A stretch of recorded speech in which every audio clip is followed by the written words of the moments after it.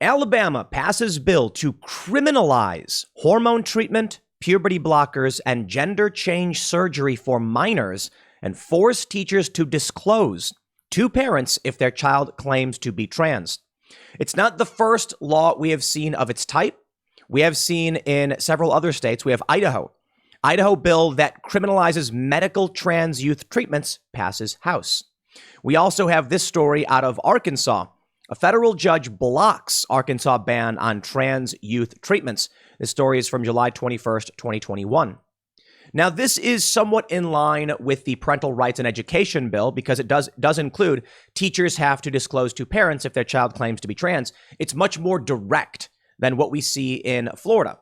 In Florida, the parental rights and education bill is basically like parents need to be informed about what's going on, and you can't give instruction on identity or orientation to kindergarten through third grade. At this point, I'm sure you all know exactly what is in the parental rights and education bill because, boy, that story has been beaten to death.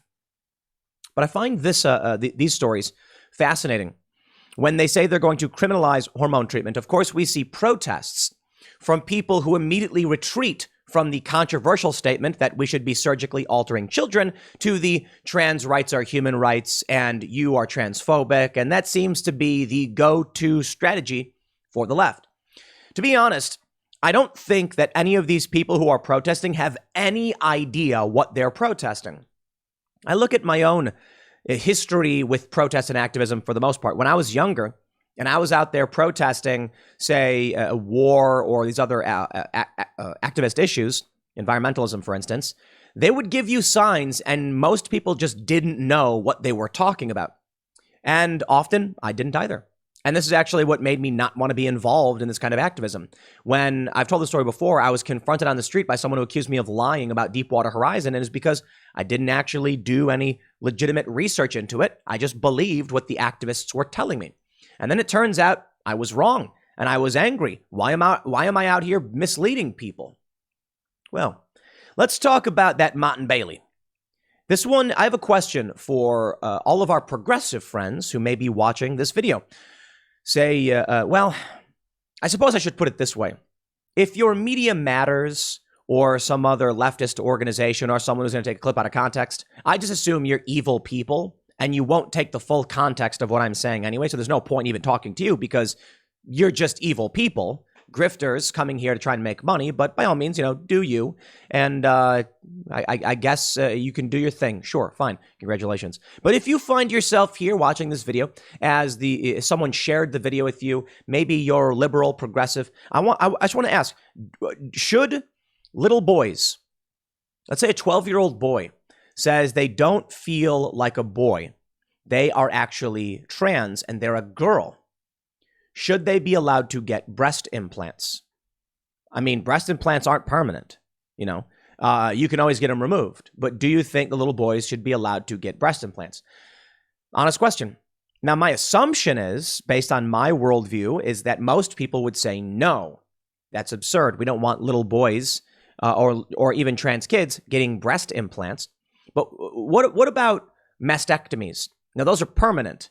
Do you think that if a 12-year-old girl who is developing breast tissue is distressed, that we should allow this child to get permanent physical cosmetic surgery? Now, maybe you say it's not cosmetic. It's trans-affirming and is necessary to prevent this kid from suffering greater harm.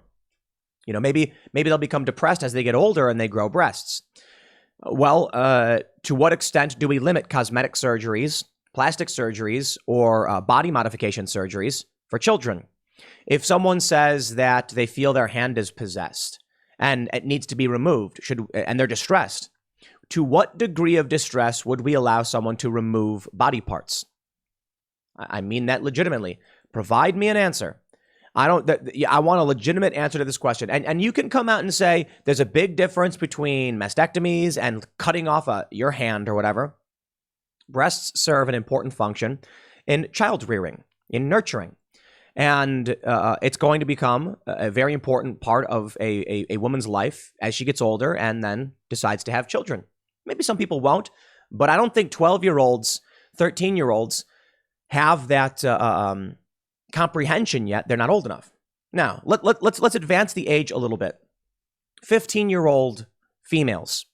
if they are trans, should we allow double mastectomies for these, 15-year-old females? You may say yes. The question then goes to males. A 15-year-old male who wants to be female, who identifies as a woman, should we allow breast implants for 15-year-olds? Now, this is post-pubescent, so what are your thoughts? Well, we have this story from the Daily Mail. We also have, I believe I have this from JAMA Network. Chest reconstruction and chest dysphoria in transmasculine minors and young adults.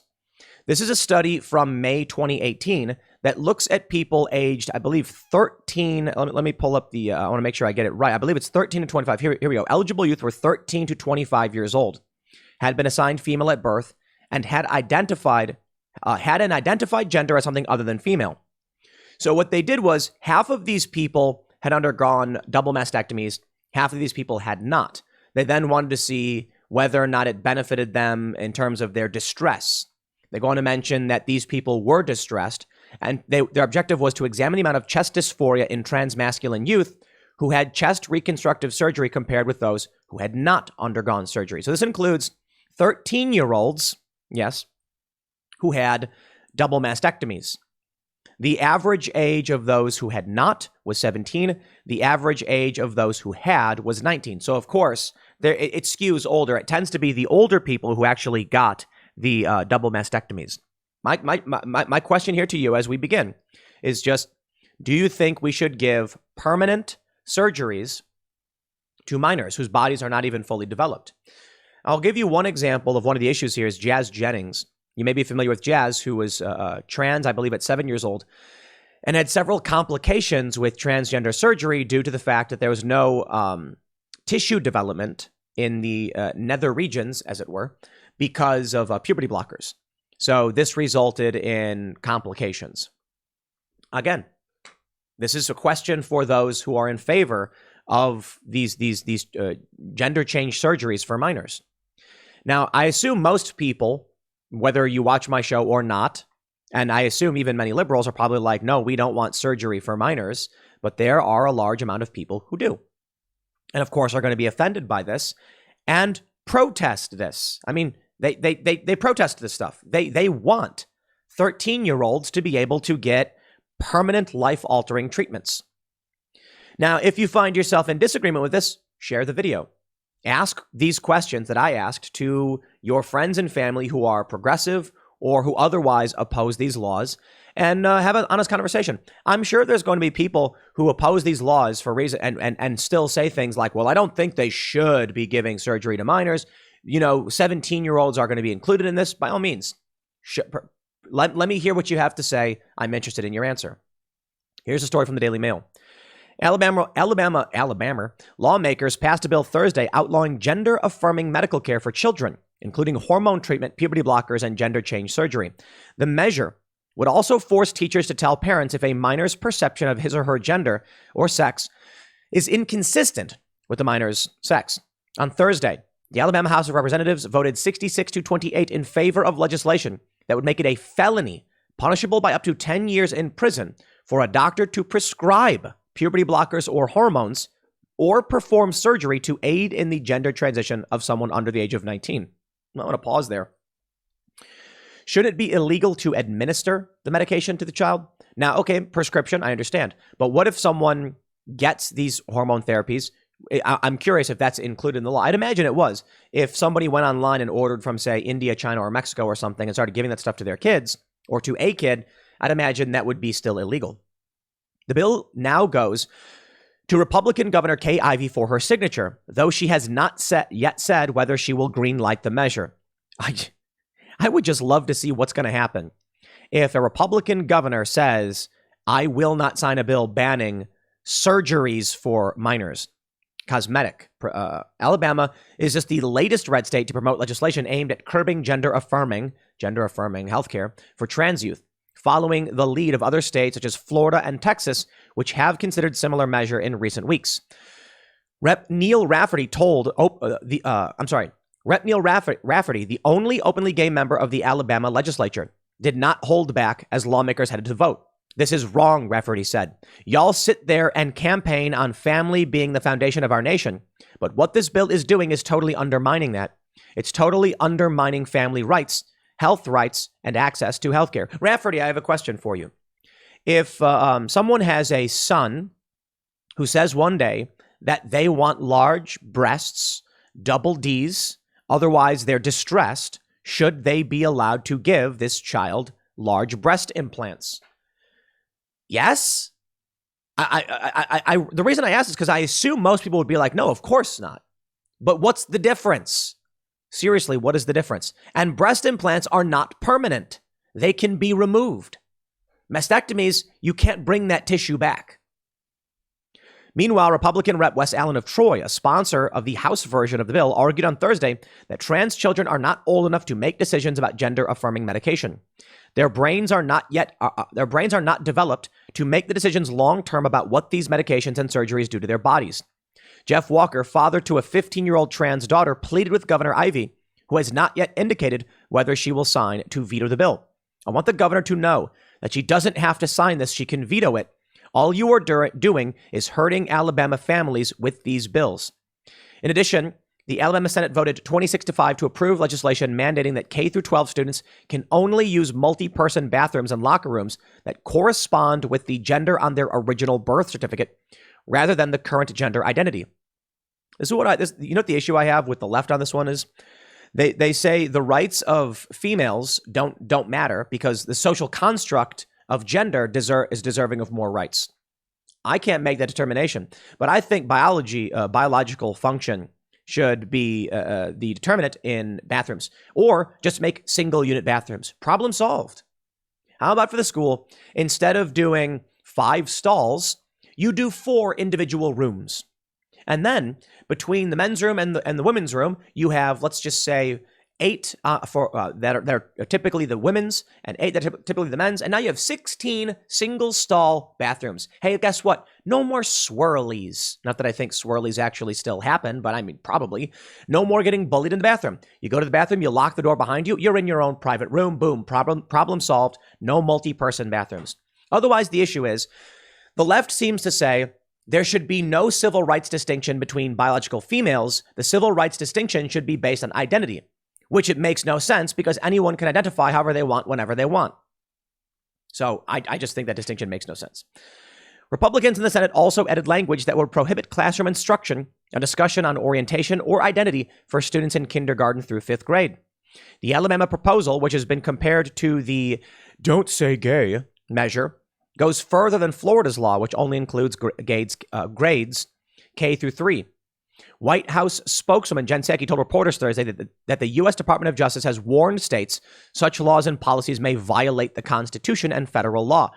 You love to see it. Okay, I want to see someone argue in court. I want to see someone ask Jen Psaki, Doocy, can you ask Psaki this? Jen Psaki, you recently stated that the DOJ has warned states about laws and policies that would prohibit transgender surgeries and treatments and medical therapies for minors. Do you think the DOJ should prevent doctors from giving breast implants to 12-year-old boys? What would she say to that? I want to hear her answer. By all means, let her say, I think they shouldn't be allowed to do that. And then you follow up with, what's the difference? Because I'll say it again. Breast implants are temporary. They are not permanent. They can be removed. They go on to mention, Ron DeSantis and the Parental Rights and Education bill. We have something similar. This happened on March 10th. Idaho bill that criminalizes medical trans youth treatment passes House. Bill aims to make gender-affirming care a felony and punishable by life in prison for anyone who helps a child travel out of state.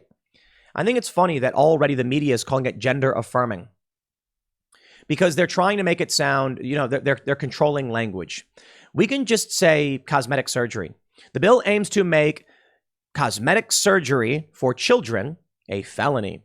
I suppose it doesn't make all cosmetic surgery a felony, though, so call it what you want. Say, I don't know, gender altering or cosmetic sex surgeries. I want to show you this story from Fox News. Bella Hadid speaks out about the perils of plastic surgery in teenagers. Approximately 229,000 cosmetic surgeries were performed on teenagers between the ages of 13 to 19 in 2017. Yeah, I think that's a bad thing. We need to start telling people to love their bodies. You know, we have this body positivity movement. We have, healthy at every size and all that stuff. And you know what? First of all, being fat, you can change that. You can exercise. You can improve your lifestyle. Now, some people have thyroid problems that I get. But most people who think they have glandular problems don't actually have glandular problems. I was watching this video. It was this TV show, and it was like people trying to lose weight. And the lady was like, I tried to lose weight, but I have a glandular problem. And then she goes to the doctor, and the doctor is like, nope, everything's working just fine. You just eat too much. I watched another video where this lady was like, I eat less than all of my friends, but I just keep gaining weight. And so they showed her like going out to eat, and she would get like a salad and, not eat bread, and then be like, see, look, they're eating big meals. And then they followed this lady around all day. And, every 5 minutes, she would grab a small little thing of chips and eat it. She would grab a piece of chocolate and eat it. And then they were like, throughout the day, you were grabbing food items and snacking for a total of 1,500 calories on top of the 1,500 you were already ate, giving you a net, 3,000 or so calories for the day. And she was like, what? Didn't realize that she was eating so much because she was snacking. Yeah, you can lose weight if you want to. But where's the body positivity for who cares about your nose? Who cares about your chest? Who cares about your hips? Who cares about any of that stuff? Why are we telling people that you need to have a different body? Why are these kids so distressed? I don't believe children have an inherent view of their bodies to the extent that let me rephrase. I think the reason children are becoming trans or are identifying as trans is because something or someone is telling them something about their bodies. But I suppose the science is always changing on this one. Recently, I heard from leftists that there were no male and female brains. If that's the case, then is it just kids saying, I just look at things and would prefer to have a female body? And if that's the case, why can't we just have them be happy in the body they have? Why can't we tell people that you can be happy with any body? Your nose doesn't matter. Your ears don't matter. Your hands don't matter. Is the issue that kids are getting made fun of? One of the things that worries me about permanent life-altering therapies, treatments, and surgeries is that, let's say a kid's got a big nose, and he goes to school, and they all go, big nose, and make fun of him.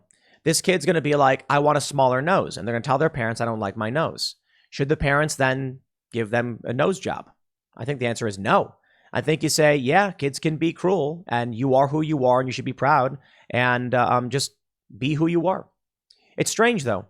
We've left this era where the left was saying, you're born gay, you can't change it, and now you should be proud. And now we're in the era of you shouldn't be proud of your body, you should surgically alter it or chemically alter it. Why can't we tell kids, this is who you are, and you should be proud of who you are, and you should not be worried about, what other people want? I do believe that there are instances of severe dysphoria. I believe that we need to help people through their dysphoria or dysmorphia because it's not always about gender. One of the big issues I see is that for some reason, when it comes to gender, there is a special class. And when it comes to general body dysmorphia, there's not. So you have people who say, I want my finger removed. You have people who say, I want my nipple removed. You have people who say, I want my feet removed. We don't allow them to cut their feet off. You have people who say they want nose jobs or breast implants, and for the most part, we say no to that. But hey, cosmetic surgery happens with minors. It's strange. If there is a 15-year-old girl who has, say, early breast cancer and has to get a double mastectomy, we do cosmetic surgery to mend that. Would we not then give breast implants to a 15-year-old boy who also is distressed?